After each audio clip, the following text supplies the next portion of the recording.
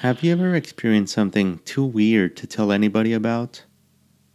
Like when you feel like you'll be laughed out of the room if you tell someone? Well, here it goes. There was another boy in my class named Diego. We were both in the third grade at the time, and he was somewhat my friend.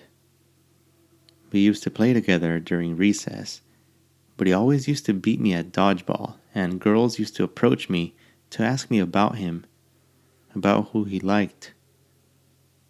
I really didn't like that.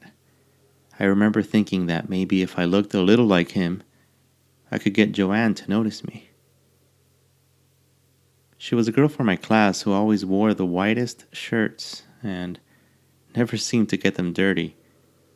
She would sit with her knees close together and she smelled like green apple shampoo. Obsessed much? Right. But hey, we were kids. One day, after school, one of my other friends told me that Joanne liked Diego. At the time, I felt like my heart had just sank. But that day, I started noticing some of the things I was able to do. I got home. My sister was staying after school for gardening club or something. I had a key to the house so that I could get in while my dad got home.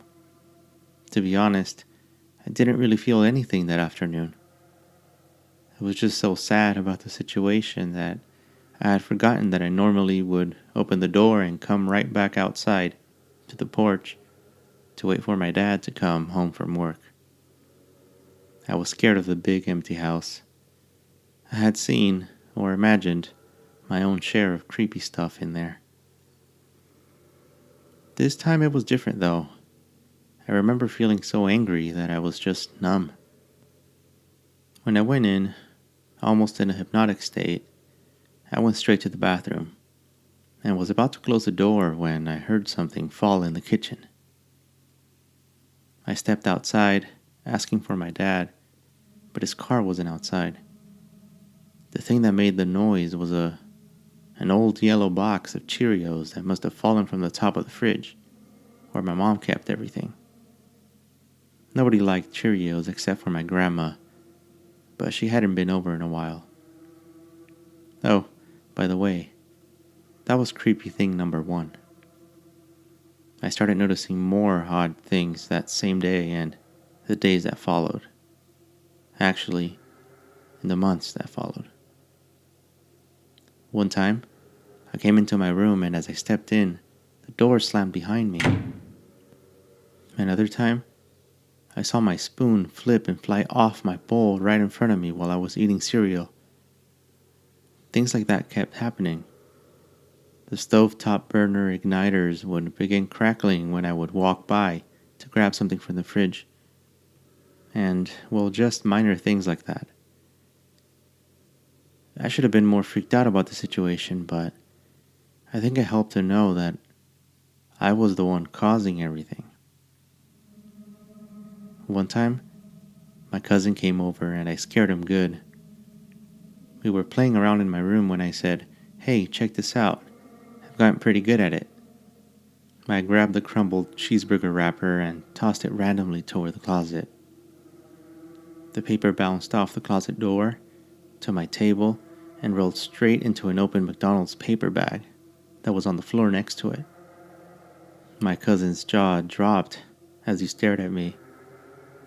I could tell he was scared. "What? I can do some more things," I remember telling him. Without waiting for an answer, I said, "I can make the TV turn off. Watch."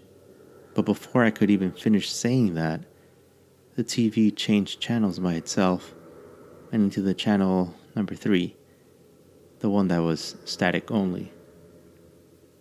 I wasn't actually expecting anything to happen. I think I just said it because I had gotten confident about what had just happened.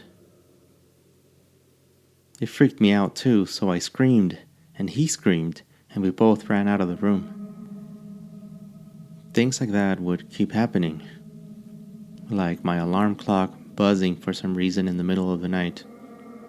and things like me being able to predict when my dad was about to come home. I was remembering these things about my childhood recently, and I asked my cousin about it, and he claims he remembers the TV thing, but not the rapper incident. We hadn't talked about it in a while, so recently, while we were hanging out at a Starbucks, we Googled some of the things I experienced and discovered that this is actually a fairly common occurrence. Supposedly, young people in a state of strong emotions can make some pretty strange things happen, including moving physical objects or modifying the energy around them. I don't know. I'd like to find out if it has ever happened to anyone else.